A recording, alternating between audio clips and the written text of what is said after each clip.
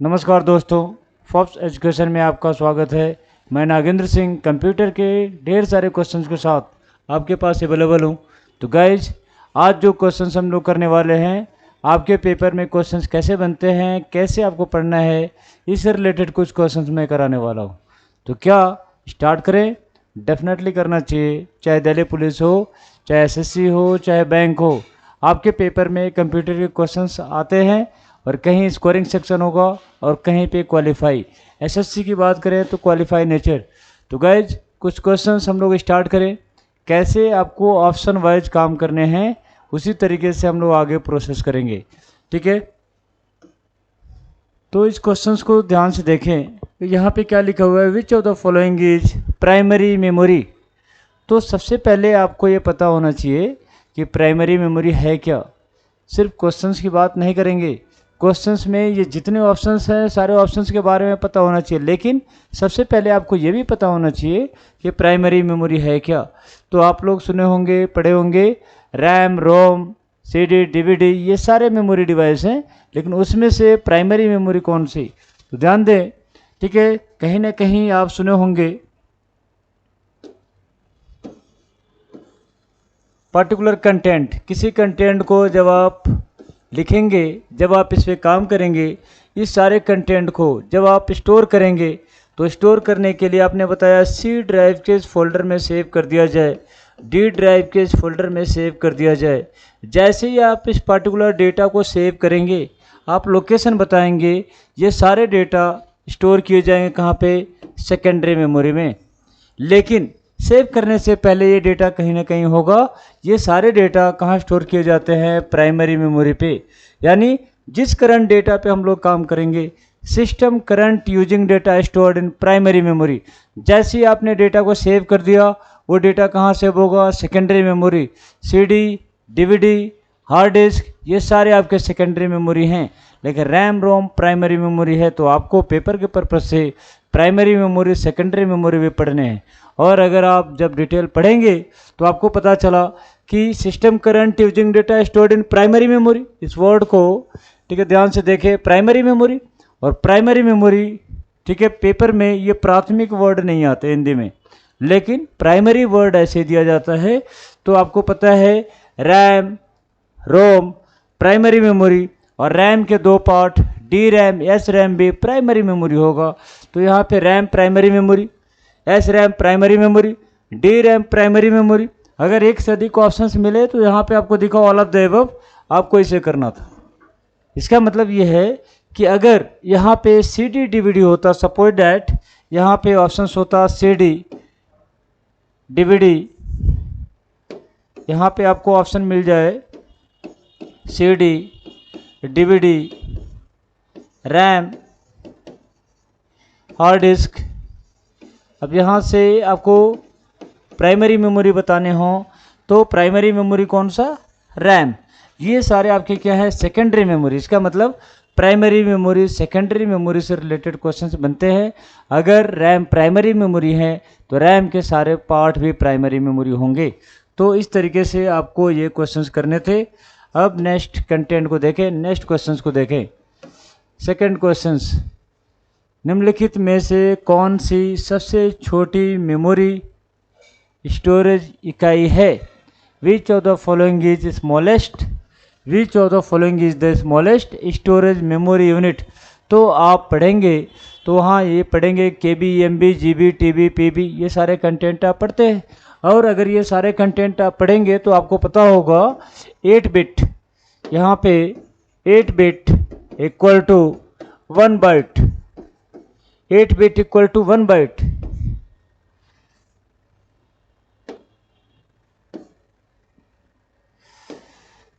यहाँ पे 8 bit equal to 1 byte. Guys ये ध्यान दें, कंप्यूटर में कभी भी आप रट करके आगे बढ़ेंगे तो हो सकता है कि सारे क्वेश्चन मैच ना हो। कॉन्सेप्चुअल वाइज सारे कंटेंट को अगर आप रिकाइव करते हैं तो हो सकता है क्वेश्चन मैच हो जाएं सारे। ठीक है, तो यहाँ पे आपको पता है 8 bit equal to 1 byte, equivalent to nibble, जैसे बिट जैसे बाइट और वैसे एक यूनिट निबल। यहाँ पे 1024 KB equal to K B equal to 1024, यहाँ पे आपने देखा 1024 K B equal to that is 1 MB। यहाँ थोड़ा ध्यान देगा इज, ठीक है। यहाँ पे अगर मैं इसको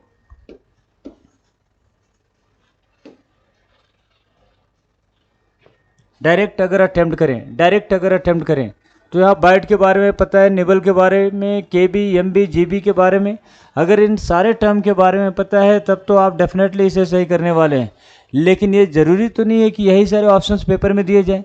अगर यही सारे ऑप्शंस पेपर में होंगे तो इस केस में आपको कंसिडर करना है सबसे छोटा, डैट इज करेंगे सबसे छोटा, डैट इज निबल, सबसे छोटा डैट इज निबल। लेकिन ठीक है, थोड़ा सा इसे डिटेल में समझें। 8 बिट इक्वल टू 1 बाइट और इसके equivalent 2 nibble. 1024 byte equal to 1 KB। Paper में capital B, K B full form पूछे गए, ठीक है। तो यहाँ ध्यान रखें, capital B that is byte, small B that is bits. Next, अगर यहाँ से क्वेश्चंस पूछे जाएं 1024 KB that is kilo byte equal to 1 MB। 1024 MB that is mega byte equal to 1 GB। अब ऑप्शंस तो यहीं तक दिए गए, लेकिन ये कंप्लीट नहीं है। Options byte, nibble, K B, M B, G B, options तो यहीं तक है, तो आपको आगे बढ़ने की ज़रूरत नहीं है। अब यहीं से आपसे पूछा जाए सबसे स्मॉलेस्ट, तो आपको करना था बिट। बिट ऑप्शन में है क्या? नहीं है। अगर बिट ऑप्शन में नहीं है तो सेकेंड लार्जेस्ट, यहाँ पे देखें, ध्यान दें, 8 बिट इक्वल टू 2 निबल, तो 4 बिट्स इक्वल टू 1 निबल और 1 nibble equal to that is half byte. 1 nibble equal to half byte, half byte. इसका मतलब ये है कि यहाँ पे 4 बिट्स तो ऑप्शन में नहीं है, अदरवाइज आपको बिट्स करना था। बिट्स ऑप्शन में नहीं है, इसीलिए सेकेंड डैट इज निबल 1, क्योंकि 2 निबल के कम्बिनेशन से 1 बाइट बना। 1 nibble equal to half byte, 2 nibble equal to 1 byte, इसीलिए सबसे छोटी इकाई डैट इज निबल। अगर सबसे बड़ी इकाई पूछ ली जाती तो इसमें से गिवन ऑप्शंस में से आप क्या करते? जीबी, ठीक है। तो यहाँ पे इस तरीके से आपको ध्यान रखने हैं। अगर यहाँ ऑप्शन होता नॉन ऑफ दिस और पूछा जाए लार्जेस्ट स्टोरेज या लार्जेस्ट मेमोरी यूनिट कौन सी, तो largest one that is GEOP। अभी तक का सिस्टम में largest memory measurement unit that is GEOP। GEOP अगर ऑप्शंस में नहीं है और आपसे पूछा जाए नॉन ऑफ दिस और क्वेश्चन ये हो कि लार्जेस्ट मेमोरी मेजरमेंट यूनिट कौन सी, तो इसकी वजह से नॉन ऑफ दिस नहीं करेंगे। जो गिवन ऑप्शंस है उसी में से हाईएस्ट को बताना है, गिवन ऑप्शंस में से स्मॉलेस्ट को बताना है। यहाँ सबसे स्मॉलेस्ट निबल, लेकिन एक्चुअल में सबसे स्मॉलेस्ट ये 1 नंबर, ये सेकंड, ये थर्ड, ये फोर्थ, इस तरीके से सीक्वेंस आपको बताने होते हैं। तो यहाँ पे आई होप समझ गए होंगे कि क्वेश्चंस पेपर में आते कैसे हैं। आपको सिर्फ इसके बारे में नहीं समझना, इसके बारे में भी, इसके बारे में भी, इसके बारे में भी, और यहाँ से भी। यहाँ capital B full form byte, small B होता तो बिट्स, ठीक है। सबसे छोटा, यहाँ सबसे छोटा ये सेकंड नंबर पे, थर्ड नंबर पे, यहाँ पे सीक्वेंस देखें, के बी फोर्थ नंबर पे, फिफ्थ नंबर पे, ये असेंडिंग ऑर्डर, डिसेंडिंग ऑर्डर, ऐसे क्वेश्चंस बनते हैं। तो गाइज आपको ये ध्यान रखना है कि पेपर में क्वेश्चंस आपको कैसे करने हैं। Next one, 1 million byte equal to what KB। 1 million byte equal to what KB। अब यहाँ पे 1 मिलियन इक्वल टू आपको पता है that is 10 lakh. 1 million equal to 10 lakh.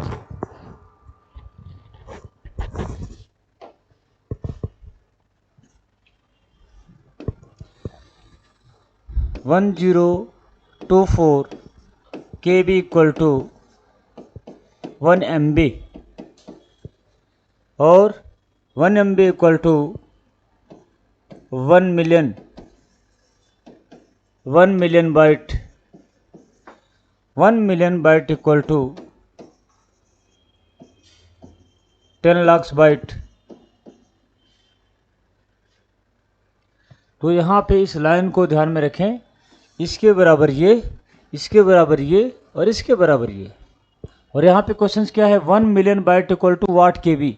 अब अगर केबी में पूछा जाए तो ध्यान दें केबी में ऑप्शन है क्या, तो केबी में ऑप्शन नहीं है। केबी में ऑप्शन नहीं है तो नॉन ऑफ दिस करेंगे क्या, नहीं। थोड़ा सा दिमाग लगाए और सोचें कि ऐसा तो नहीं है कि इसके बराबर कोई और पार्टिकुलर पार्ट है, इसके बराबर ये है क्या, ये है क्या, ये है क्या।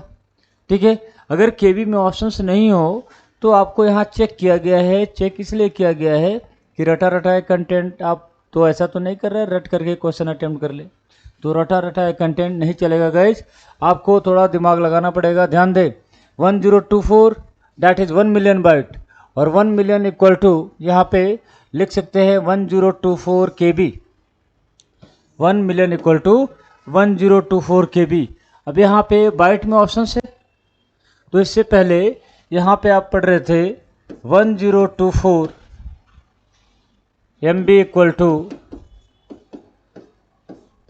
1 KB, 1024 बाइट इक्वल टू यहाँ पे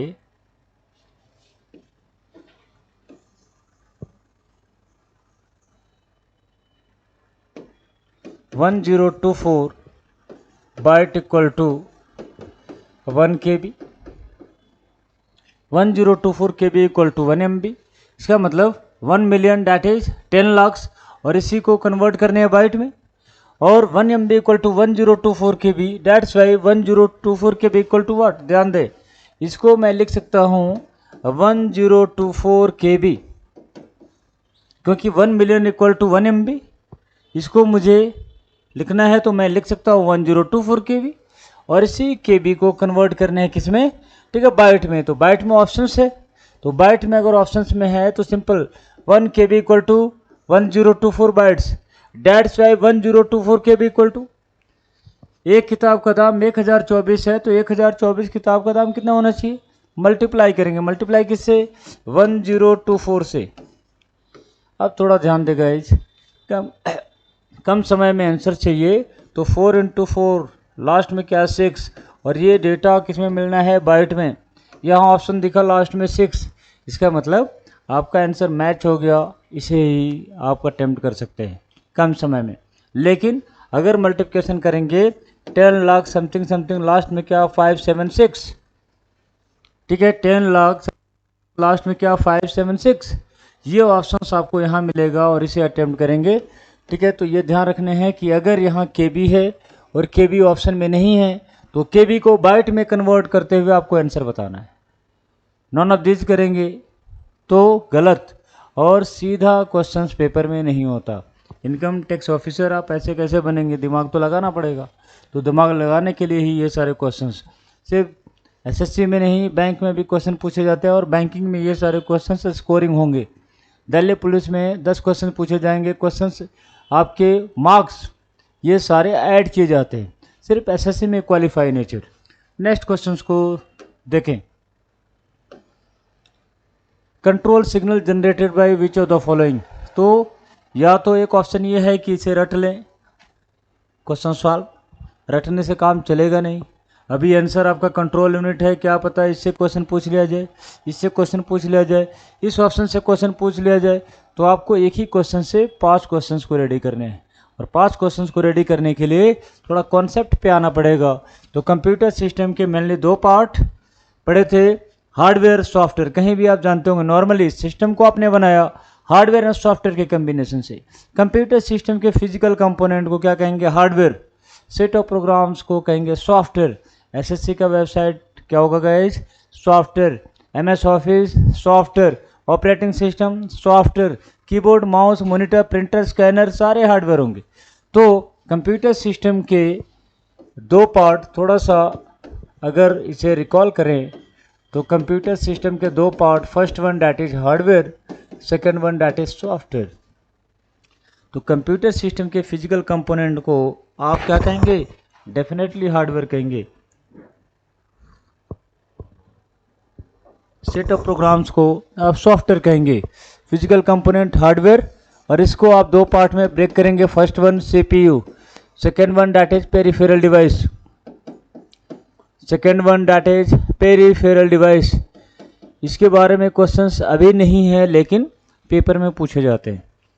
पेरिफेरल डिवाइस क्या है? कंप्यूटर सिस्टम के वैसे पार्ट्स जिसे आसानी से रिप्लेस कर सके, वो सारे क्या है? Peripheral device. तो पेरिफेरल डिवाइस कीबोर्ड को चेंज कर सकते हैं, मॉनिटर को चेंज कर सकते हैं, सीडी डीवीडी को चेंज कर सकते हैं। कीबोर्ड क्या होना चाहिए? इंफॉर्मेशन सिस्टम को देंगे कीबोर्ड से, तो कीबोर्ड इनपुट डिवाइस। अगर रिजल्ट मिला तो रिजल्ट जिस डिवाइस से मिले वो डिवाइस क्या? Output device. तो कीबोर्ड से डेटा एंट्री करेंगे, keyboard input, monitor output, printer output, printer जिसमें स्कैनर हो, इनपुट आउटपुट बोथ। ऐसे क्वेश्चंस इनपुट आउटपुट से पूछे जाते हैं। लेकिन सीपीयू की बात करें, मेन पार्ट की बात करें, और इसके तीन part, first one that is ALU, second one that is CU, third one that is memory unit. आपका आंसर ये जो है, इसका आंसर ये होना चाहिए कंट्रोल यूनिट। लेकिन इसको थोड़ा डिटेल में समझ ले, क्योंकि क्वेश्चंस यहाँ से पूछा जाए, यहाँ से, तो आप सारे क्वेश्चंस को अटेम्प्ट करें। और ऐसे ही आपको कंप्यूटर पढ़ने हैं। तो यहाँ सीपीयू के तीन part, ALU arithmetic logical unit, CU stand for control unit, third one that is memory unit. ये सारे टास्क किसके हैं? सीपीयू के। और अगर ये सारे टास्क सीपीयू के हैं तो यहाँ पे कंट्रोल सिग्नल, इस वर्ड को ध्यान दें, कंट्रोल सिग्नल। किसी भी पार्टिकुलर डिवाइस की बात करें, आपने 10 पेज को प्रिंट करने थे, पेज नंबर 5 के लिए आपने प्रिंट कमांड दिया। प्रिंटर आप कहेंगे ये हार्डवेयर डिवाइस होगा, प्रिंटर हार्डवेयर डिवाइस, और जहाँ से कमांड देंगे हम लोग वो सॉफ्टवेयर। जैसे आपने कमांड दिया एक सिग्नल जनरेट, जैसे ही आपने नेक्स्ट पेज के लिए कमांड दिया एक नेक्स्ट सिग्नल जनरेट, तो इस सिग्नल को जनरेट करने की रिस्पॉन्सिबिलिटी किसकी? Control unit. यानी इसी सिग्नल के बिहाफ पे डिवाइस को कंट्रोल करते हैं। प्रिंटर की बात करें, स्पीकर की बात करें, मॉनिटर की बात करें, ठीक है, सारे डिवाइस को कंट्रोल करने की रिस्पॉन्सिबिलिटी किसकी? Control unit. तो ऑप्शंस में तो कंट्रोल यूनिट है। अगर कंट्रोल यूनिट नहीं होता तो ये सारे पार्ट किसके हैं? सीपीयू के हैं। अगर कंट्रोल यूनिट ऑप्शन में नहीं होता तो सीपीयू को कंसीडर करते, लेकिन कंट्रोल यूनिट है, इसीलिए आपका आंसर ये होगा। अगर ये नहीं होता तो सीपीयू को कंसीडर कर सकते थे। तो क्वेश्चन पूछा जाए अर्थमेटिकल ऑपरेशन परफॉर्म बाय, तो आप कहेंगे एएलयू। एएलयू सिस्टम को कंट्रोल करने की रिस्पॉन्सिबिलिटी कंट्रोल यूनिट, डेटा पे काम करने की रिस्पॉन्सिबिलिटी मेमोरी यूनिट, और इन सब के कम्बिनेशन से मिला आपको सीपीयू, सिस्टम का मेन पार्ट, इंटीग्रल पार्ट। तो इस तरीके से आपको क्वेश्चंस रेडी करने हैं। नेक्स्ट क्वेश्चंस को थोड़ा ध्यान से समझें, नेक्स्ट क्वेश्चंस को ध्यान से समझें। विच of the following responsible for booting process. अब यहाँ पे ये सारे ऑप्शंस आपके लिए ज़रूरी है। इसमें से कोई भी ऑप्शंस किसी से रिलेटेड कोई भी क्वेश्चन बन सकता है।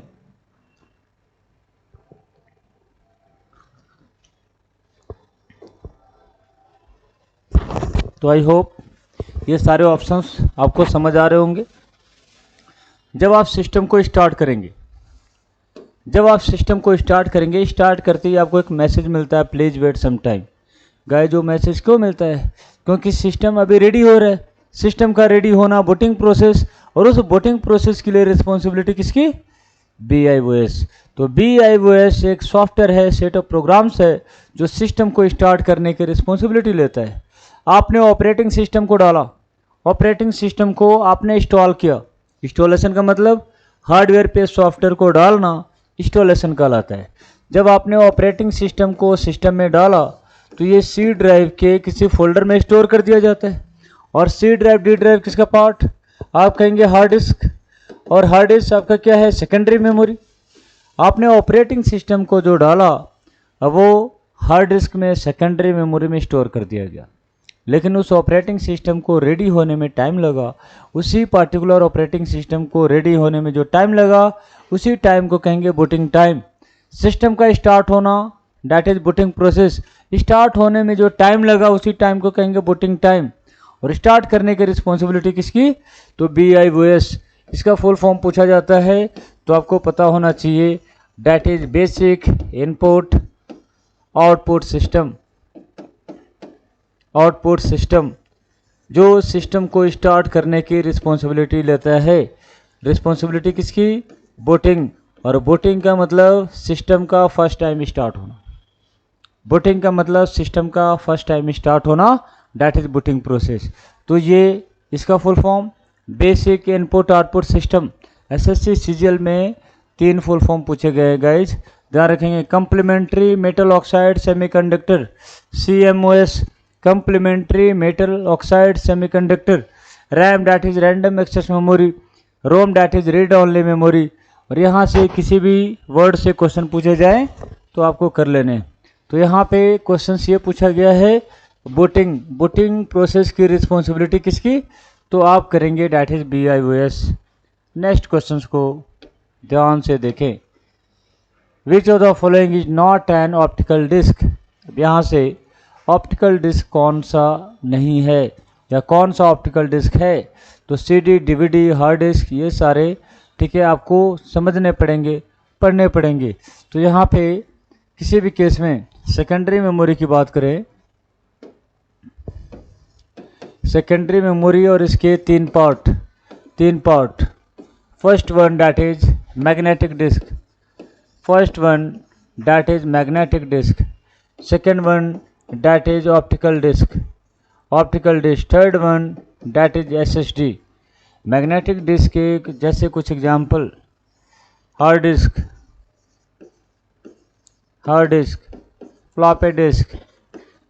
Floppy disk, magnetic tap.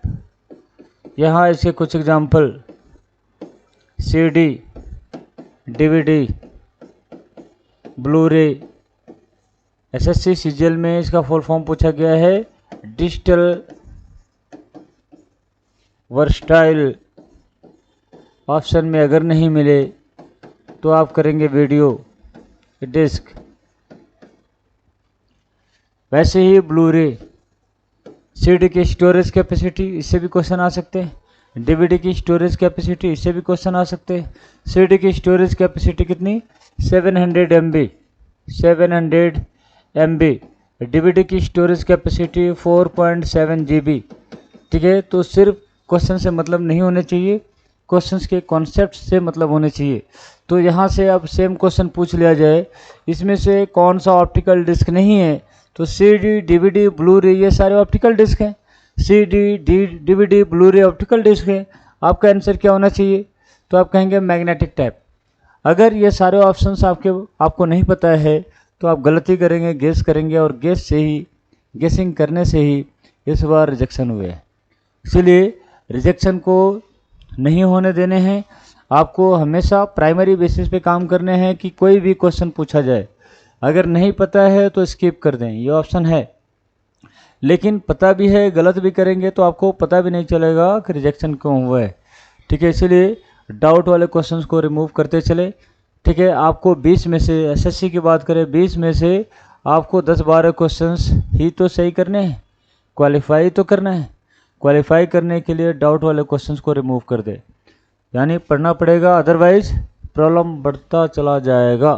Current processing of data by system, जिस पर्टिकुलर करंट डेटा पे आप काम करेंगे वो सारे करंट डेटा आप प्राइमरी मेमोरी पे स्टोर करते हैं। ठीक है, ये कहीं ना कहीं ध्यान दें। अब प्राइमरी मेमोरी के ये वर्चुअल मेमोरी एक ऐसा डिवाइस, एक ऐसा पर्टिकुलर डेटा जो रियल लाइफ में नहीं है, फिर भी उस पर्टिकुलर डेटा को यूज करते हैं। एक ऐसा डिवाइस जो रियल लाइफ में नहीं है, उस मेमोरी को आप कहेंगे वर्चुअल मेमोरी, यानी इमेजनरी मेमोरी बोल दिया जाए तो वर्चुअल मेमोरी को ही आप इमेजनरी मेमोरी भी कह सकते हैं। ठीक है, यहाँ इस वर्ड से क्वेश्चन पूछे गए हैं, virtual memory that is imaginary memory. Flash memory, processing data को स्टोर करने के लिए फ्लैश मेमोरी, और ये दोनों कहीं ना कहीं प्राइमरी मेमोरी को फॉलो करते हैं। यानी ये तीनों ऑप्शन सही हैं, लेकिन सबसे बेटर प्राइमरी मेमोरी। तो कभी कभी ऐसे भी क्वेश्चंस आपको मिलेंगे। ठीक है, क्योंकि 2 या 3 ऑप्शंस सारे सही लग रहे हैं, लेकिन सबसे ज़्यादा बेटर कौन सा? क्योंकि कहीं ना कहीं प्राइमरी मेमोरी के अंदर इसे भी आप कंसिडर कर सकते हैं। फ्लैश मेमोरी, जब किसी इमेज को कैप्चर कर रहे होते हैं कैप्चरिंग के समय वो डेटा कहाँ स्टोर होता है, फ्लैश मेमोरी में। ठीक है, किसी एक पर्टिकुलर डिवाइस की बात करें, secondary memory use as like primary memory known as virtual memory. तो फ्लैश मेमोरी भी तो हो सकता है, और फ्लैश मेमोरी प्राइमरी मेमोरी का एग्जांपल भी हो सकता है, यानी प्राइमरी मेमोरी सबसे बेटर आप कर सकते हैं। नेक्स्ट क्वेश्चन को देखें। Next question, which of the following memories need to be refreshed frequently. तो इससे पहले हम लोग पढ़े थे प्राइमरी मेमोरी के दो पार्ट, पहला डी रैम और दूसरा S RAM. First one D RAM, second one S RAM. अगर ये प्राइमरी मेमोरी जिस करंट डेटा पे काम करेंगे वो प्राइमरी मेमोरी पे, प्राइमरी मेमोरी के दो part RAM and ROM, RAM के दो part D RAM S RAM. इसको भी अगर थोड़ा सा बैक है तो यहाँ पे आपको पहले पता है कि प्राइमरी मेमोरी के दो पार्ट, थोड़ा सा और भी बैक है तो आपको मालूम है प्राइमरी मेमोरी के दो part, first one RAM, second one ROM, और रैम के दो part, first one D RAM, second one S RAM. अगर ये वोलाटाइल है तो ये दोनों भी वोलाटाइल होंगे, अगर ये प्राइमरी है तो ये दोनों प्राइमरी मेमोरी होंगे। अब यहाँ से यहाँ पे फ्रिक्वेंटली बेसिस पे डेटा को रिफ्रेश किया जाता है एट ए टाइम। इंटरनली आप पढ़ेंगे डी रैम में कैपेसिटर ट्रांजिस्टर दोनों यूज होते हैं जो फ्रिक्वेंटली बेसिस पे डेटा को रिफ्रेश करते हैं, लेकिन एस रैम में कुछ समय तक डेटा फिक्स करके स्टोर करके रखा जाता है। अगर ये दोनों, मैं इन दोनों की बात करूं तो दोनों वोलाटाइल हैं, दोनों वोलाटाइल। और वोलाटाइल का मतलब ये है कि power supply of data lost, जैसे ही पावर सप्लाई ऑफ करेंगे ये सारे डेटा लॉस्ट कर दिए गए, यानी ये दोनों टेम्पररी हैं। लेकिन एक ऐसा डिवाइस जो फ्रिक्वेंटली बेसिस पे डेटा को रिफ्रेश करता है, एक ऐसा डिवाइस जो कुछ समय के लिए डेटा फिक्स करके स्टोर करके रखता है, यानी ये दोनों टेम्पररी हैं। लेकिन यहाँ पे डेटा एट ए टाइम चेंज कर लिया जाता है, इसलिए आपका आंसर होना चाहिए डी रैम। ठीक है, नेक्स्ट क्वेश्चन, कॉम्पैक्ट डिस्क की स्टोरेज कैपेसिटी। अभी मैंने बताया था इससे पहले कि सीडी की स्टोरेज कैपेसिटी 700 MB। सीडी में कितने डेटा स्टोर कर सकते हैं, 700 MB। MB full form megabyte. ठीक है, डीवीडी की बात करें 4.7 GB। डीवीडी में डेटा आप स्टोर कर सकते हैं। सीडी की स्टोरेज कैपेसिटी 700 MB। ठीक है, इस तरीके से आपको ये ध्यान रखने हैं, स्टोरेज कैपेसिटी पूछे जाते हैं। पेपर में पूछा गया है फ्लॉपी डिस्क और इसकी स्टोरेज कैपेसिटी 1.44 MB। ठीक है, 1.44 MB। तो ये टर्म बार बार रिपीट हुए हैं, क्वेश्चंस पूछे गए हैं। Next question, computer program that convert an entire program into machine language. अब यहाँ पे ये सिर्फ एक क्वेश्चन नहीं है, मल्टीपल क्वेश्चन है, और मल्टीपल क्वेश्चन है तो आपको इंटरप्रेटर भी समझना पड़ेगा, कंपाइलर, असेंबलर, ट्रांसलेटर सबके बारे में पता होना चाहिए। तो अगर आपसे क्वेश्चन पूछा जाए कंप्यूटर में ट्रांसलेटर कितने, तो 3 ट्रांसलेटर होते हैं, कंपाइलर, इंटरप्रेटर, असेंबलर। ट्रांसलेटर 3 कौन कौन से, compiler, interpreter, assembler. Google translator एक एप्लीकेशन है, ठीक है, लेकिन ट्रांसलेटर 3, कंपाइलर, इंटरप्रेटर और असेंबलर। अब यहाँ पे सबसे पहले 01 की बात करें, 01 क्या है, तो बाइनरी नंबर, और इस बाइनरी नंबर से एक लैंग्वेज बना, कौन सा लैंग्वेज, मशीन लैंग्वेज। 01 क्या है, बाइनरी नंबर, और उस बाइनरी नंबर से एक लैंग्वेज बना, that is machine language. System understand only machine language. System सिर्फ 01 को समझता है, इसके अलावा कुछ भी नहीं। लेकिन हम लोग इंग्लिश लैंग्वेज को समझते हैं, इंग्लिश लैंग्वेज को आप यूज करेंगे, और सिस्टम ने इस इंग्लिश कैरेक्टर को 65 डेसिमल में फिक्स करते हुए इस डेटा को 01 में कन्वर्ट करता है। और 01 क्या है, बाइनरी नंबर। किसी भी डेटा को, इंग्लिश कैरेक्टर को 01 में कन्वर्ट किया जाए, सिस्टम सिर्फ 01 को समझे, इसका मतलब सारे डेटा को 01 में कन्वर्ट करने के लिए सॉफ्टवेयर की ज़रूरत है, और उसी सॉफ्टवेयर को ट्रांसलेटर कहेंगे। तो ध्यान दें, ये ट्रांसलेटर एक सॉफ्टवेयर है, और ये तीनों ट्रांसलेटर के टाइप्स हैं। ट्रांसलेटर ये सारे सॉफ्टवेयर हैं, लेकिन इंटरप्रेटर, असेंबलर, कंपाइलर, ये सारे ट्रांसलेटर हैं। तो अगर आपको यहाँ से पूछा जाता है कि अलग कौन सा, तो अलग क्या होता है, ट्रांसलेटर। लेकिन क्वेश्चन क्या है यहाँ पे, entire program convert into machine language. सारे प्रोग्राम को एक साथ कन्वर्ट करने के लिए आप किसे यूज करेंगे। तो अभी जिस लैंग्वेज को हम लोग यूज करते हैं, कौन सा लैंग्वेज, तो आप कहेंगे सी, सी प्लस प्लस, जावा, डॉट नेट। ये कौन सा लैंग्वेज है, तो इसे कहेंगे HLL। HLL that is high level language. आपसे पूछा जाए सी, सी प्लस प्लस, जावा, डॉट नेट, पाइथन, PHP, ये कौन से लैंग्वेज हैं, तो high level language. High level को मशीन लैंग्वेज में कन्वर्ट किया जाएगा, क्यों, क्योंकि सिस्टम सिर्फ 0-1 को समझता है, मशीन लैंग्वेज को समझता है। तो कन्वर्ट करने के लिए आप एक सॉफ्टवेयर यूज करेंगे, और यह सॉफ्टवेयर कौन सा, ट्रांसलेटर। कन्वर्ट करने के लिए एक software that is translator. Machine language scientist लोग यूज करते थे, साइंटिफिक पर्पज से यूज किया जाता था, लेकिन ठीक है, साइंटिफिक पर्पज से मशीन लैंग्वेज से थोड़ा सा इन्हांस कर दिया गया, और एक लैंग्वेज यहाँ पे दिया गया असेंबली लैंग्वेज। असेंबली लैंग्वेज, तो असेंबली लैंग्वेज में कोडिंग सिंबॉलिक फॉर्मेट में किए जाते थे। असेंबली लैंग्वेज को मशीन लैंग्वेज में कन्वर्ट करने के लिए एक ट्रांसलेटर यूज किया जाएगा, असेंबलर। और हाई लेवल को मशीन लैंग्वेज में कन्वर्ट करने के लिए या तो यूज होगा कंपाइलर, या तो यूज होगा इंटरप्रेटर, या तो कंपाइलर या तो इंटरप्रेटर। तो कंपाइलर सारे प्रोग्राम को एक साथ ट्रांसलेट करता है, इंटरप्रेटर कैसे लाइन बाय लाइन ट्रांसलेट करता है, और असेंबलर असेंबली लैंग्वेज को मशीन लैंग्वेज में कन्वर्ट करता है। तो क्वेश्चंस तो यही पूछे गए हैं, इसमें से कौन सा ट्रांसलेटर है जो सारे प्रोग्राम को एक साथ कन्वर्ट करते हैं। तो आपका आंसर होना चाहिए क्या, that is assembler. Assembler fastest translator क्यों है, क्योंकि ये सारे प्रोग्राम को एक साथ ट्रांसलेट करता है। यहाँ पे आपको ध्यान रखने हैं कि line by line, line by line, line by line के लिए इंटरप्रेटर, सारे प्रोग्राम को एक साथ कन्वर्ट करने के लिए कंपाइलर, और assembler known as platform dependent. क्यों, क्योंकि असेंबली लैंग्वेज को मशीन लैंग्वेज में कन्वर्ट किए जाएंगे। तो इसलिए ये सारे कंटेंट आपको पता होना चाहिए। नेक्स्ट कंटेंट,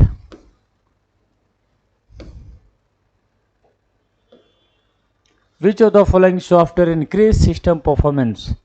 अब यहाँ पे सिस्टम के परफॉर्मेंस को किस सॉफ्टवेयर के थ्रू हम लोग बढ़ाएंगे। तो सॉफ्टवेयर के दो प्रकार, पहला सिस्टम सॉफ्टवेयर, दूसरा एप्लीकेशन। पहला system software, second one that is application. एक ऐसा सॉफ्टवेयर जो सिस्टम के परफॉर्मेंस को बढ़ा दे, उन सारे सॉफ्टवेयर को कहेंगे सिस्टम सॉफ्टवेयर। एक ऐसा पर्टिकुलर सॉफ्टवेयर जो सिस्टम को मैनेज करे, कंट्रोल करे, कोऑर्डिनेट करे, उस सारे सॉफ्टवेयर को आप कहेंगे दैट इज सिस्टम सॉफ्टवेयर। एक ऐसा सॉफ्टवेयर जो अपने पर्पज से आप यूज करें, उन सारे सॉफ्टवेयर को कहेंगे एप्लीकेशन सॉफ्टवेयर। सॉफ्टवेयर के दो प्रकार, सिस्टम एंड एप्लीकेशन। और यहाँ से क्वेश्चन क्या पूछा गया है, इंक्रीज सिस्टम परफॉर्मेंस। तो एक ऐसा पर्टिकुलर सॉफ्टवेयर, जैसे आपने यूज किया एंटीवायरस, आपने यूज किया सपोज डैट एंटीवायरस, एंटीवायरस से वायरस को फाइंड आउट करके आप रिमूव कर देंगे, और जैसे ही आपने वायरस को रिमूव किया, अब वो सॉफ्टवेयर एंटीवायरस यूटिलिटी सॉफ्टवेयर कहलाता है। आपके पास 5 KB का स्पेस है, 5 KB, और 10 KB के डेटा को जिप करके, कंप्रेस करके यहीं पे आपने स्टोर कर लिया।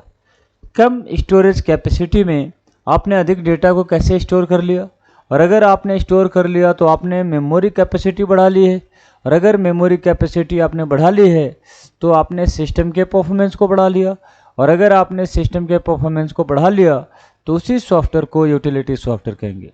एक ऐसा सॉफ्टवेयर जो सिस्टम के परफॉर्मेंस को बढ़ा दे, उन सारे सॉफ्टवेयर को यूटिलिटी सॉफ्टवेयर। जैसे डेटाबेस बैकअप, कंप्लीट टास्क को करने में 10 दिन का टाइम लगने थे, 9th डे आपका सॉफ्टवेयर करप्ट हो जाए, आपको बिगिनिंग से काम करना पड़ेगा, तो क्यों ना उसका बैकअप ले लिया जाए। Database backup, utility software. यहाँ पे आपका आंसर यूटिलिटी सॉफ्टवेयर होना चाहिए। तो आई होप गाइज आप लोगों को समझ आ रहा होगा। ठीक है, ये जितने भी ऑप्शन है, अब आपसे क्वेश्चन पूछा जाए सिस्टम सॉफ्टवेयर क्या है, तो एक ऐसा सॉफ्टवेयर जो सिस्टम को मैनेज करे, कंट्रोल करे, कोऑर्डिनेट करे। जिस सॉफ्टवेयर से सिस्टम को आप मैनेज करेंगे, कंट्रोल करेंगे, कोऑर्डिनेट करेंगे, वो सारे सॉफ्टवेयर आपकी क्या कहलाता है? System software. ऑपरेटिंग सिस्टम के बिना, विंडो के बिना आप सिस्टम को स्टार्ट कर सकते हैं क्या?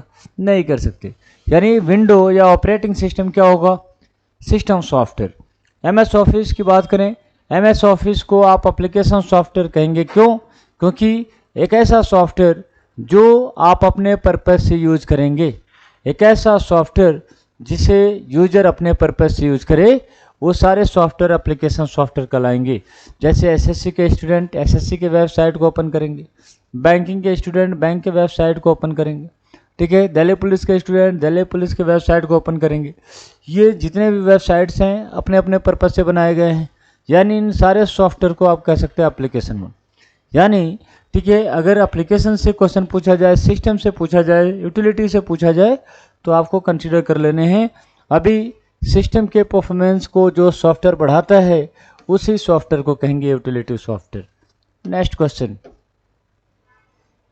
The basic goal of computer system is to convert program into. Program को किस में कन्वर्ट करेंगे? तो यहाँ पे थोड़ा सा सोचना है गाइज। डायरेक्ट क्वेश्चंस तो नहीं पूछे जाएंगे, इसीलिए आपको भी सही तरीके से काम करने पड़ेंगे। मल्टीपल कैरेक्टर के कम्बिनेशन से, कैरेक्टर 101 मल्टीपल कैरेक्टर के कम्बिनेशन से आपको मिला पार्टिकुलर एक डेटा। 101 क्या है? एक डेटा, और एक एक कैरेक्टर से मिला, उस कैरेक्टर को आप कह सकते हैं, ठीक है, कैरेक्टर। नेक्स्ट, मल्टीपल डेटा 101, इससे रिलेटेड नेम, इससे रिलेटेड एड्रेस, इन सारे रिलेटेड डेटा को आप कह सकते हैं रिकॉर्ड, या आप इसे कह सकते हैं इंफॉर्मेशन। एक यूजर से रिलेटेड सारे डिटेल, उसे ही आप कहेंगे क्या? इंफॉर्मेशन। एक डेटा से रिलेटेड सारे डिटेल को एक इंफॉर्मेशन कह सकते हैं, ठीक है। बैंकिंग सिस्टम को ऐसे काम करने हैं, मल्टीपल आप देखेंगे तो मल्टीपल डेटा के कम्बिनेशन से आपको इन्फॉर्मेशन मिला। सारे बैंक को कंट्रोल करने की रिस्पॉन्सिबिलिटी किसकी? आरबीआई की। तो ये पार्टिकुलर एक इन्फॉर्मेशन है जो किससे बना? मल्टीपल डेटा के कम्बिनेशन से। आईडी 101 क्या है? एक डेटा, इससे रिलेटेड नेम है, इससे रिलेटेड एड्रेस, रिलेटेड डेटा को आप रिकॉर्ड कहेंगे, और रिकॉर्ड को इन्फॉर्मेशन कर सकते हैं। यहाँ पे क्या पूछा गया है? ध्यान दे, कन्वर्ट प्रोग्राम इनटू। प्रोग्राम को आप किस में कन्वर्ट करेंगे? डिटेल आपको पढ़ने की जरूरत नहीं है। प्रोग्राम को किस में कन्वर्ट करेंगे? और मल्टीपल इंफॉर्मेशन के कम्बिनेशन से आपको मिलता है एक इंस्ट्रक्शन, निर्देश। ऑनलाइन टेस्ट आप देते हैं, ऑनलाइन टेस्ट में मल्टीपल रिलेटेड इन्फॉर्मेशन है, इतने क्वेश्चंस, इतने सेक्शन, नेगेटिव मार्किंग, ये वगैरह वगैरह। अगर सारे रिलेटेड इन्फॉर्मेशन को कंबाइन कर दें तो टॉप पे मिलता क्या है? Instruction. And set of instructions से आपको मिला एक program, and set of programs के कम्बिनेशन से आपको मिला एक सॉफ्टवेयर। किसी एक वेबसाइट की बात करें, वेबसाइट का एक सॉफ्टवेयर, एसएससी का वेबसाइट सॉफ्टवेयर, बैंक का वेबसाइट सॉफ्टवेयर, किसी भी इंस्टीट्यूट का वेबसाइट का सॉफ्टवेयर, ये बना किससे? प्रोग्राम से। तो यही तो क्वेश्चन है, प्रोग्राम को आप किस में कन्वर्ट करेंगे? तो मल्टीपल प्रोग्राम के कम्बिनेशन से आपको क्या मिलता है? तो आप कहेंगे सॉफ्टवेयर। क्लियर है? ऐसे भी क्वेश्चन बनते हैं। प्रोग्राम कंसिस्ट ऑफ, तो प्रोग्राम किससे बना? इंस्ट्रक्शन से। Set of instructions known as program, set of data known as information, set of information known as instructions, instructions consist of information. ऐसे क्वेश्चंस पेपर में बनते हैं, ठीक है, श्योर शॉर्ट में करने हैं। Next questions, which of the following memory known as UVEPROM। UV सबसे पहले तो full form, ultra violet erasable programmable read only memory. Ultra violet erasable programmable read only memory, सबसे पहले इसका फुल फॉर्म। और फुल फॉर्म पेपर में bank में पूछे गए हैं, बैंक में पूछे गए।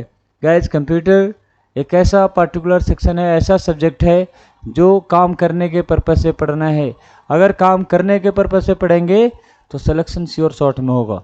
लेकिन अगर आप ये सोचेंगे कि पेपर के पर्पस से पढ़े तो सिलेक्शन के बाद दोबारा पढ़ना पड़ेगा, तो क्यों ना काम करने के पर्पस से पढ़े, क्योंकि कंप्यूटर ही एक ऐसा सेक्शन है जो सिलेक्शन के बाद भी आपको इसको लेकर के चलना पड़ेगा।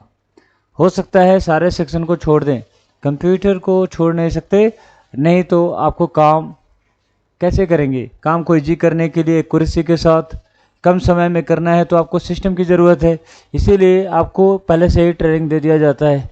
अब यहाँ से क्वेश्चंस कैसे बनते हैं? UVP ROM, ultra violet erasable programmable read only memory, तो पढ़े थे, that is ROM. ROM extended by P ROM, extended by EP ROM, और इसे भी एक्सटेंड करके दिया जाए EEP, EEP। ध्यान दें, यहाँ पे एक ऐसा कंटेनर, एक ऐसा डिवाइस जब ये बने सेम टाइम पे डेटा रिकॉर्ड, ब्लैंक कंटेनर खाली डिवाइस, डेटा को आप बाद में रिकॉर्ड कर सकते हैं, इसीलिए इसे कहेंगे P, दैट इज प्रोग्रामेबल। यहाँ मैन्युफैक्चरिंग टाइम में डेटा को रिकॉर्ड करेंगे, यहाँ खाली डिवाइस डेटा को बाद में रिकॉर्ड करेंगे, और यहाँ पे बेसिकली जो रिकॉर्डेड डेटा है उस रिकॉर्डेड डेटा को अल्ट्रा वायलेट रे के बिहाफ पे फोर्सली इरेज करके दोबारा रिकॉर्ड करेंगे, इसीलिए यही तो क्वेश्चन पूछा गया है। ठीक है, यहाँ पे कोई डेटा रिकॉर्डेड है, इस डेटा को इरेज करके दोबारा रिकॉर्ड कर दे, और दोबारा रिकॉर्ड करने के लिए आप एक रे यूज करेंगे, कौन सा रे? UV रे, अल्ट्रा वायलेट रे। इसीलिए अल्ट्रा वायलेट रे में डेटा को फोर्सली इरेज कर सकते हैं, इसीलिए एक लिमिटेशन होगा, उस लिमिटेशन को हटा दिया जाए, multiple time erasable. Multiple time erase करने के लिए आप यूज करेंगे EEP। इसके फुल फॉर्म पूछे गए हैं, फर्स्ट ई, सेकेंड ई। यहाँ फर्स्ट ई, ठीक है, E स्टैंड फॉर इरेजेबल, यहाँ electrical erasable, P stand for programmable, और यहाँ EP रोम में डेटा को इरेज कर सकते हैं फोर्सली अल्ट्रा वायलेट रे के बिहाफ पे। तो इस तरीके से क्वेश्चंस पूछे जाते हैं। Next question, in EEP first E, अभी मैंने बताया electrically, first E stand for electrically, second E होता तो इरेजेबल। यहाँ पे देखें थोड़ा सा मिस्टेक है, थोड़ा सा इसमें स्पेलिंग भी आपको देखना पड़ेगा, अदरवाइज आप गलती करेंगे, तो ध्यान रखें, electrically, first E that is electrically, second E that is erasable. Next question, which of the following is primary pointing device? Next question, primary pointing device. जितने भी क्वेश्चंस लिए गए हैं किसी न किसी पेपर में ऐसे ही क्वेश्चन मिलेंगे आपको, प्रीवियस ईयर में क्वेश्चंस को ढूंढेंगे तो आपको ऐसे क्वेश्चंस मिलते हैं। तो आपसे अगर क्वेश्चन पूछा जाए पेरिफेरल डिवाइस क्या है? पेरिफेरल डिवाइस तो सिस्टम के वैसे पार्ट्स जिसे आसानी से रिप्लेस कर सकें वो सारे पेरिफेरल डिवाइस होते हैं। कीबोर्ड को आप चेंज कर सकते हैं, मॉनिटर को आप चेंज कर सकते हैं। कीबोर्ड अगर आप चेंज कर सकें तो कीबोर्ड को आप कहेंगे पेरिफेरल डिवाइस। इंफॉर्मेशन सिस्टम को देंगे, इसलिए डिवाइस होगा इनपुट, जिस डिवाइस से आपको रिजल्ट मिले वो डिवाइस होगा आउटपुट। तो कीबोर्ड से गाइज हम लोग डेटा एंट्री करते हैं, तो कीबोर्ड क्या होना चाहिए? Input device. माउस क्या होना चाहिए? Input device. प्रिंटर से रिजल्ट मिला तो प्रिंटर क्या होना चाहिए? Output device. क्वेश्चन जो पेपर में पूछे गए, सॉफ्ट कॉपी। सॉफ्ट कॉपी इसका मतलब एक ऐसा डेटा जो सिस्टम में है जिसे आपने प्रिंट कर लिया, वो क्या? Hard copy. क्वेश्चन ये पूछा गया है, soft copy convert into hard copy through the help of, आपको ये डेटा मिला प्रिंटर के थ्रू। हार्ड कॉपी को सॉफ्ट कॉपी में कन्वर्ट करने के लिए आप एक डिवाइस यूज करेंगे, दैट इज स्कैनर। स्कैनर के बिहाफ पे इंफॉर्मेशन सिस्टम को देंगे, और अगर इंफॉर्मेशन सिस्टम को देंगे तो डिवाइस क्या होना चाहिए? इनपुट।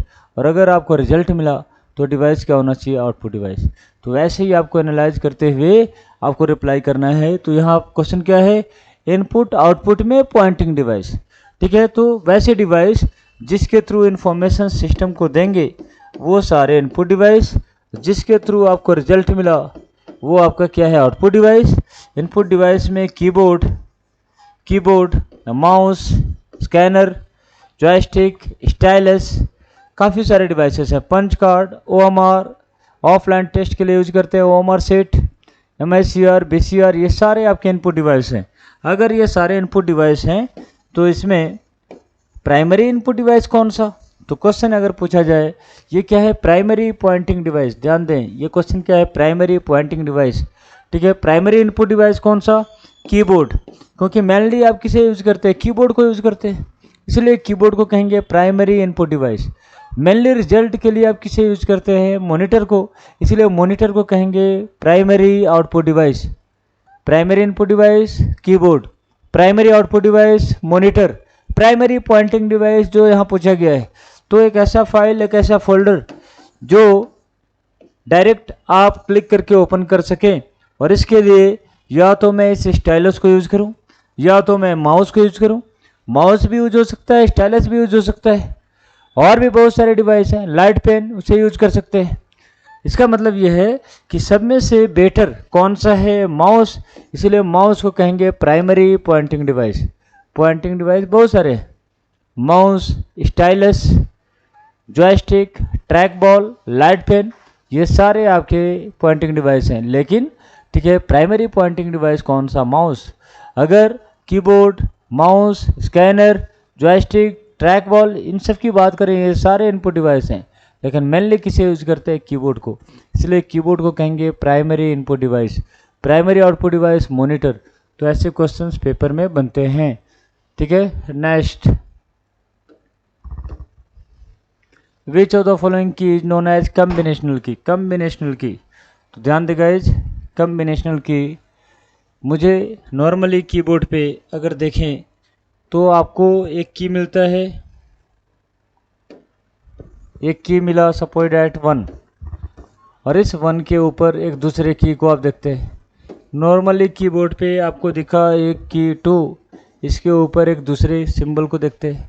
नॉर्मली आप देखेंगे 3, इसके ऊपर भी एक दूसरे सिंबल। तो नॉर्मली तो 1 को आप एक्सेस कर सकते हैं, लेकिन शिफ्ट के साथ इस दूसरे आइकन को आप एक्सेस कर सकते हैं। शिफ्ट के साथ इस 2 पे दूसरे आइकन को एक्सेस कर सकते हैं, क्योंकि एक ही की पे अगर मुझे दूसरे आइकन को एक्सेस करना है तो इसके लिए मैं यूज करूँगा शिफ्ट। इसीलिए शिफ्ट को आप अल्टरनेट नेम से जानते हैं, जिसे कहेंगे कम्बिनेशनल की। शिफ्ट को कम्बिनेशनल की के रूप में भी जानते हैं। आपसे पूछा जाए मॉडिफायर की कौन सा, तो alt, control and shift. Combinational की कौन सा, तो शिफ्ट नोन एज कम्बिनेशनल की। तो यही क्वेश्चंस यहाँ पे पूछा गया है, ध्यान रखना है। नेक्स्ट क्वेश्चंस, इन MICR, यहाँ क्वेश्चंस बार बार रिपीट होता है। MICR, BCR, ठीक है, ये सारे फुल फॉर्म। तो अगर आपसे क्वेश्चन पूछे जाए इनके फुल फॉर्म, तो फुल फॉर्म आपको पता होना चाहिए। जैसे OMR that is optical mark reader, optical mark reader. वैसे ही आपसे क्वेश्चन पूछा जाए MICR that is magnetic ink character recognition.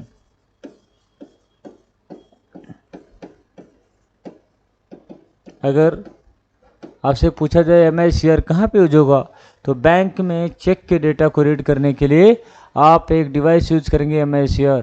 इसी MICR डिवाइस से कम समय में ट्रांजैक्शंस हम लोग कंप्लीट कर पाते हैं। वैसे ही ऑफलाइन टेस्ट के लिए एक सीट यूज करते हैं, that is OMR। Offline test के लिए एक सीट यूज करेंगे OMR that is optical mark reader. अगर इसका फुल फॉर्म पूछा जाए तो कहेंगे ऑप्टिकल मार्क रीडर। वैसे ही अगर आपसे पूछा जाए OCR, ऑप्टिकल कैरेक्टर रीडर, यहाँ से फुल फॉर्म पूछे जाते हैं, ध्यान रखने हैं, ऑप्टिकल कैरेक्टर रीडर। तो इस तरीके से क्वेश्चंस BCR डैट इज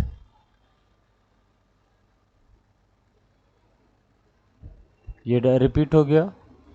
अगर यहाँ होता BCR, तो BCR that is bar code reader.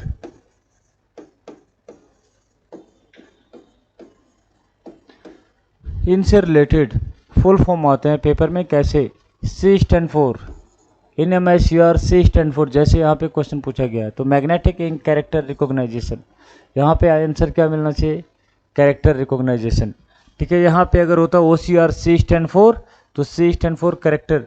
यहाँ BCR C stand for code. Option में कंप्यूटर भी होगा, कैरेक्टर भी होगा, कोड होगा। इस तरीके से क्वेश्चन पूछे जाते हैं, और ये सारे आपके क्या हैं, इनपुट डिवाइस। पंच कार्ड की बात करें, पंच कार्ड, एक्सेस कार्ड भी क्या है, इनपुट डिवाइस। ठीक है, यानी आप ये कह सकते हैं ये सारे आपके इनपुट डिवाइस है। पेपर में ये पूछे जाते हैं कि ये पार्टिकुलर फुल फॉर्म और ये कहाँ यूज करते हैं। कभी कभी ऐसे भी क्वेश्चन होते हैं। Next question, which of the following is not N input device. इसका मतलब ठीक है, इनपुट डिवाइस आउटपुट डिवाइस में आपको ब्रेक करने हैं। तो स्टाइलस, ये स्टाइलस क्या है, इनपुट डिवाइस। पंच कार्ड को भी इनपुट डिवाइस। OMR, जो आप बबलिंग करते हैं, मार्क करते हैं, उसे रीड करने के लिए OMR। बार कोड्स को रीड करने के लिए BCR, बार कोड रीडर। ये प्लॉटर आपका एक ऐसा डिवाइस है जो यहाँ इनपुट डिवाइस नहीं है। ठीक है, तो प्लॉटर क्या है, क्वेश्चन यहाँ से भी बार बार रिपीट हुआ है।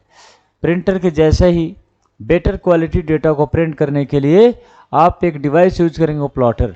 आर्किटेक्ट इंजीनियरिंग की बात करें, मैकेनिकल इंजीनियरिंग की बात करें, 3 डायमेंशनल, किसी भी केस में 3 डायमेंशनल प्रिंटिंग की बात करें, तो प्रिंटर के जैसा ही आप एक डिवाइस यूज करेंगे, डैट इज प्लॉटर, जो हम लोग बेटर क्वालिटी डेटा को प्रिंट करने के लिए यूज करते हैं। तो यहाँ से अगर क्वेश्चन पूछे जाए तो ये सारे इनपुट डिवाइस हैं, लेकिन आपका ये आउटपुट डिवाइस। क्वेश्चन यही पूछा गया है, which of the following is not N input device. ठीक है, ऐसा भी हो सकता है कि एक ही ऑप्शन में मल्टीपल ऑप्शन दे दिए जाए, स्टाइलस, कीबोर्ड, माउस, इस तरीके से, और पूछा जाए अलग कौन सा। तो यहाँ पे आपको ध्यान रखना है, इनपुट आउटपुट से क्वेश्चंस बनते हैं। Next one, use to convert hard copy into soft copy. मैंने पहले ही बताया था कि हार्ड कॉपी को सॉफ्ट कॉपी में कन्वर्ट करना है, तो इसके लिए एक डिवाइस यूज करेंगे, स्कैनर। और सॉफ्ट कॉपी को हार्ड कॉपी में कन्वर्ट करना है, तो इसके लिए एक डिवाइस यूज करेंगे, प्रिंटर। तो क्वेश्चन तो यही पूछा गया है, use to convert hard copy into soft copy. यहाँ पे क्वेश्चन क्या है कि हार्ड कॉपी को कन्वर्ट करने किस में, सॉफ्ट कॉपी में। और हार्ड कॉपी को सॉफ्ट कॉपी में कन्वर्ट करने के लिए आप एक डिवाइस यूज करेंगे, कौन सा, स्कैनर। जस्ट अपोजिट होता, यहाँ जस्ट अपोजिट होता कि सॉफ्ट कॉपी को हार्ड कॉपी में कन्वर्ट करें, सॉफ्ट कॉपी को हार्ड कॉपी में कन्वर्ट करें, तो आप क्या यूज करते हैं, प्रिंटर। लेकिन यहाँ पे क्वेश्चन जो पूछा गया उसके अनुसार आपको काम करने हैं। प्रिंटर आपको पता है, प्लॉटर बेटर क्वालिटी डेटा को प्रिंट करने के लिए, मॉनिटर आपको पता है output device, router SSC CGL में ये क्वेश्चन पूछा गया है, राउटर। तो शॉर्टेस्ट पाथ को फाइंड आउट करने के लिए राउटिंग टेबल एक डिवाइस के थ्रू मेंटेन होगा, किस डिवाइस के थ्रू, राउटर के थ्रू। और राउटर का main task to find out shortest path को फाइंड आउट करने के लिए, कम समय में किसी भी डेटा को सेंड करने के लिए आप एक डिवाइस यूज करेंगे, राउटर। तो राउटर से रिलेटेड अगर क्वेश्चन पूछा जाए जो CGL में पूछे गए हैं, तो आपको ऐसे ही बताने हैं। Next question,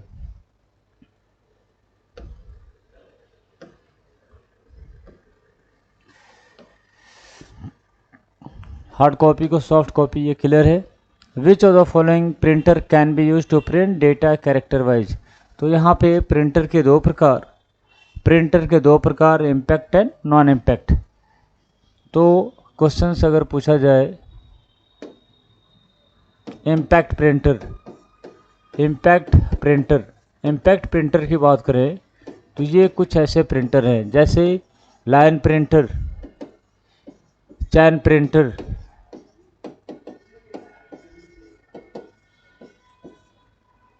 drum printer, dot matrix, daisy wheel printer. ये जितने भी प्रिंटर हैं आप जो देख रहे हैं, ये सारे इम्पैक्ट टाइप। यहाँ कंटेंट को लाइन वाइज प्रिंट किया जाता है, इसीलिए मेजर करने के लिए LPM।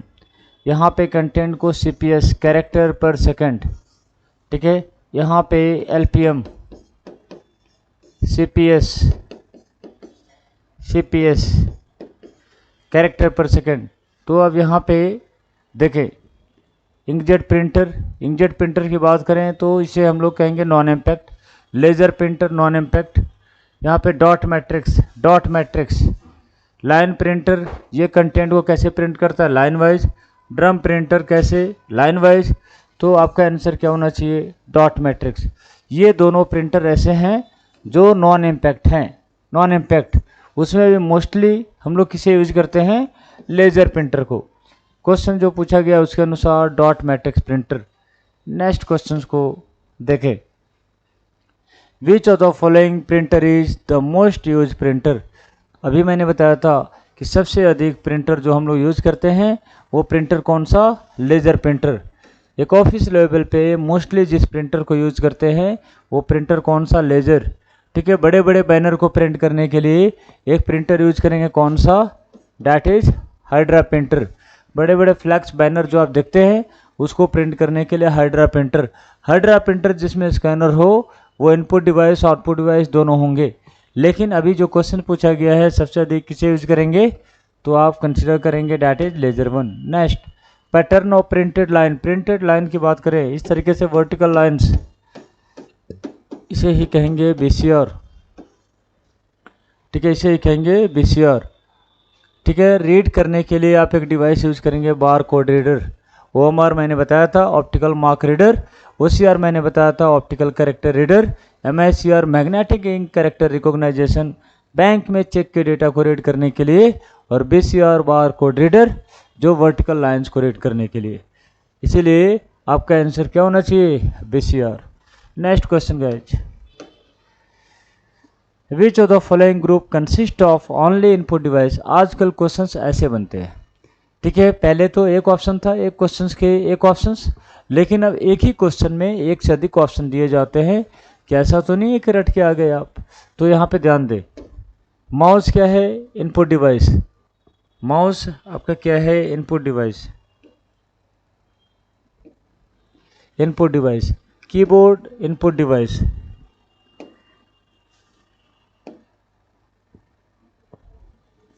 कीबोर्ड को कहेंगे आप ये input device, input device. Monitor output device, यहाँ पे mouse input device, keyboard input device, plotter output device, mouse input device, keyboard input device, scanner input device, mouse input device, keyboard input device, punch card input device. अब थोड़ा ध्यान दें, यहाँ पे questions आपको कैसे दिख रहे हैं। तो last option C and D, यानी सी एंड डी, इसमें इनपुट डिवाइस है सारे, इसमें इनपुट आउटपुट दोनों हैं, इसमें भी इनपुट आउटपुट दोनों हैं। लेकिन सी और डी एक ही जैसे हैं जिसमें सारे इनपुट डिवाइस हैं, इसलिए आपका आंसर होना चाहिए सी एंड डी बोथ।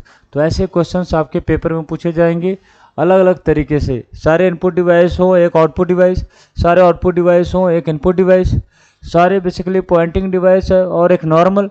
इस तरीके से क्वेश्चंस पेपर में बनते हैं। Next questions, computer program that convert program line by line. Line by line convert करने के लिए मैंने पहले बताया था, लाइन बाय लाइन के लिए इंटरप्रेटर, और सारे प्रोग्राम को एक साथ कन्वर्ट करने के लिए कंपाइलर। तो डिटेल आपको पढ़ने की ज़रूरत नहीं है, इंटरप्रेटर।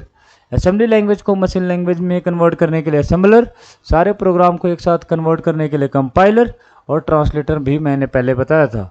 तो next question 25th, operating system known as. तो ऑपरेटिंग सिस्टम एक सॉफ्टवेयर है। किस तरीके का सॉफ्टवेयर, सिस्टम सॉफ्टवेयर।